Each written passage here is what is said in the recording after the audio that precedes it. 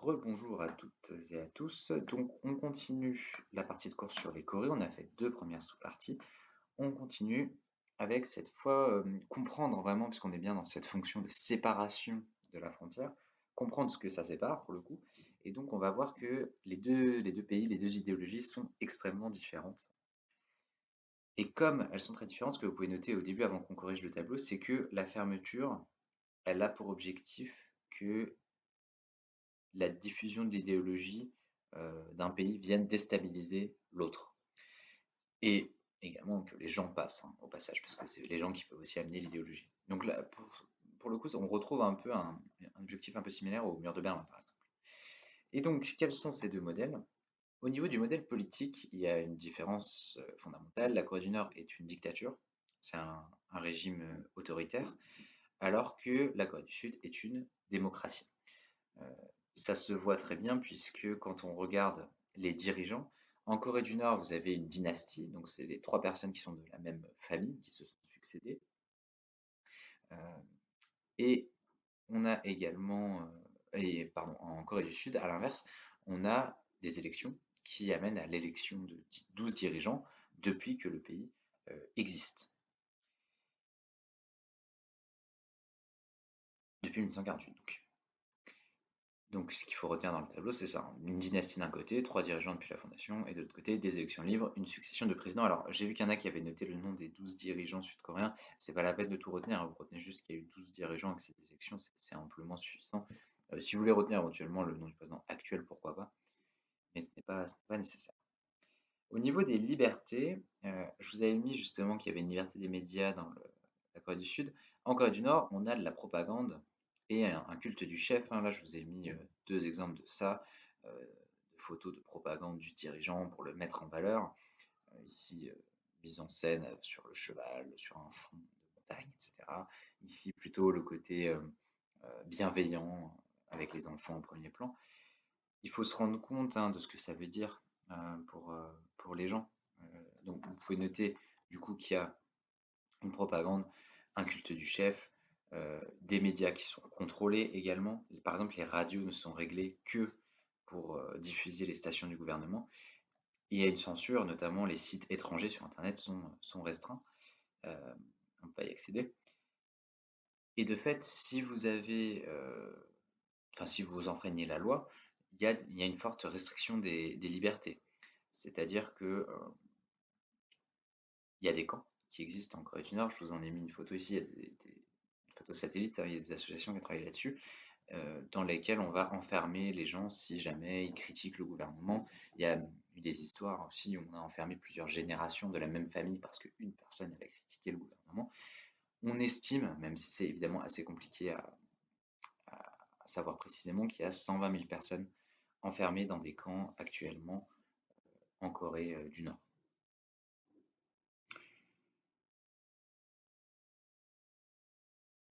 Au niveau du modèle économique, ensuite, vous aviez, et donc par opposition, je ne suis pas revenu dessus, pardon, mais en Corée du Sud, on est plutôt comme dans un modèle démocratique et on a plutôt une égalité devant la loi, des libertés individuelles qui sont plus proches de ce qu'on peut connaître, nous, dans un pays comme la France.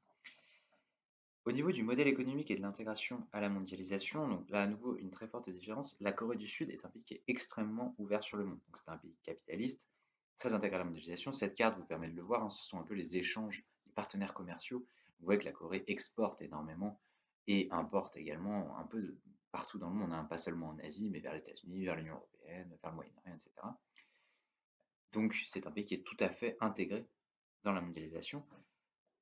Alors que, de l'autre côté, la Corée du Nord est un pays qui se dit communiste et qui est très replié sur lui-même. Il y a peu d'échanges avec le reste du monde.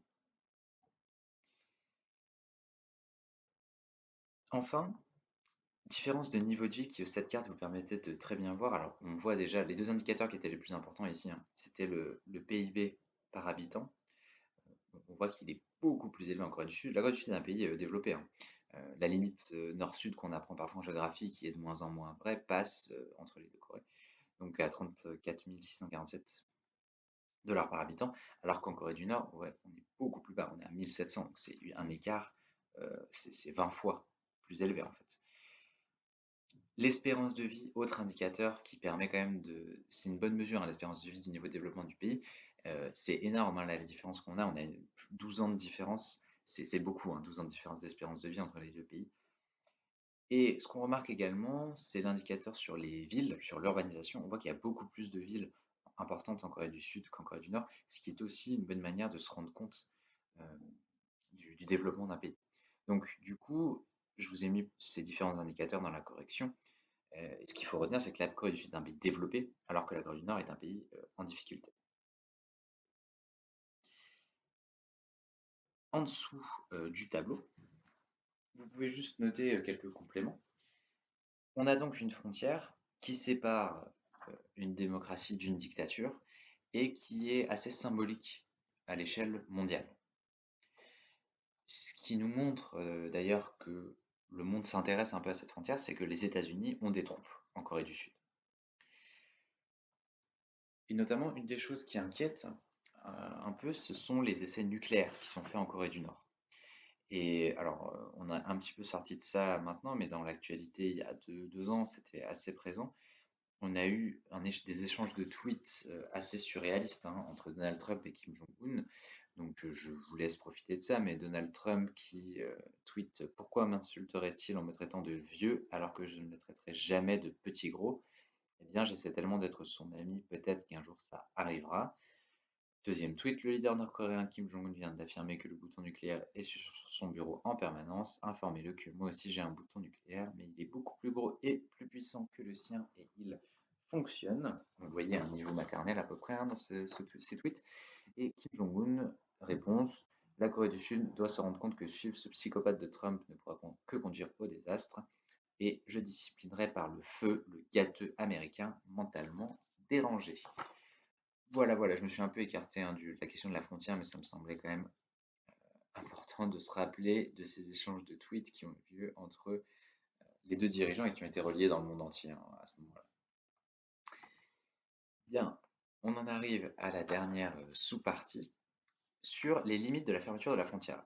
Ici, et parfois j'ai l'impression que ce terme-là n'est pas toujours très clair pour vous, limite de la fermeture de la frontière, ça veut dire que la frontière est censée être fermée, mais que ça ne fonctionne pas à 100%. C'est ça que ça veut dire les limites de la fermeture de la frontière.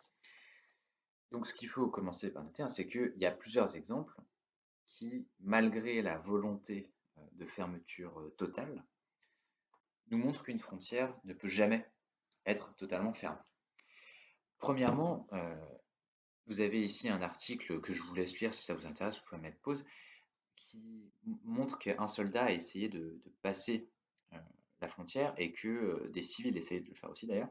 Donc vous avez des premiers éléments, premier exemple, des Nord-Coréens essayent de fuir leur pays. Alors, une partie se fait tirer dessus et meurt, mais une partie parvient à passer. Quelques-uns parviennent à passer. Euh, c'est encore arrivé assez récemment, hein, enfin, le mois dernier. euh, Vous avez un Coréen qui a nagé, Nord-Coréen, 6 heures de nage, hein, pour contourner la frontière. Donc, infranchissable sur terre, quasiment, mais pour le coup, il a décidé de passer par la mer. Et je trouve cet exemple assez intéressant, puisque ce qu'on vous dit en bas, ça montre bien les limites du contrôle d'une frontière. Son périple pose la question de l'efficacité de la vidéosurveillance, car le jeune homme est apparu 8 fois sur les caméras. Son passage a même déclenché 2 alarmes. Quand les militaires sud-coréens l'ont enfin repéré, il a fallu 3 heures pour le retrouver. Et donc le ministère reconnaît que le système de surveillance était défaillant dans la zone. Ça rejoint une idée que je vous avais déjà expliquée, c'est que c'est très compliqué, hein, de sécuriser vraiment une frontière. Pourtant, celle-ci, c'est pas la plus longue qu'on peut observer dans le monde. Elle est quand même très très contrôlée, mais même comme ça ne suffit pas. Deuxième exemple qui nous montre que ça peut être totalement fermé, c'est que des flux immatériels peuvent traverser les frontières. Alors de manière très concrète, il y a eu des haut-parleurs installés sud-coréens qui en fait diffusent des messages de propagande en dénonçant le régime adverse, en valorisant son régime, en mettant de la musique. À un moment, ils avaient aussi mis les commentaires de la Coupe du Monde en 2002. Le but étant de miner un peu le moral des troupes en face.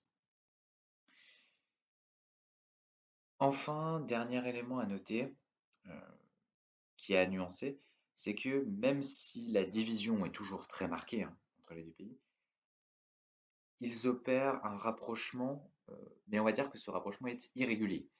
Je vous montre enfin, deux exemples de ça. En 2018, vous avez eu une rencontre officielle entre les 2 dirigeants, ce qui est toujours un acte très symbolique, hein, quand deux présidents se rencontrent, alors que leur pays est quand même enfin les relations entre leurs pays sont assez tendues. Mais, 2020, assez récemment là, c'était enfin l'année dernière, vous avez la Corée du Nord qui a, fait exploser le bureau chargé des relations entre les 2 pays. Et donc il y a eu un arrêt des communications. Donc ça, pour le coup, c'est pas terrible du point de vue des relations, entre les 2 pays. Donc un rapprochement, mais pas encore toujours, très net, ça dépend des moments et des événements. Voilà pour cette partie-là du cours, donc vous prenez tout ça en note et vous me le transmettez sur Pronote et j'ai mis ça à l'écrit, mais en remplacement du cours de mardi, je vous transmets une activité à faire à partir de tout ce cours-là, de toute cette partie-là sur la Corée, hein, le grand 3, qui est à nouveau un schéma. On continue à travailler, hein, sur le schéma dans ce thème, très géographique, donc on en profite. Voilà, si vous avez des questions, bien sûr, vous n'hésitez pas et je vous souhaite à tous une bonne journée et une bonne semaine.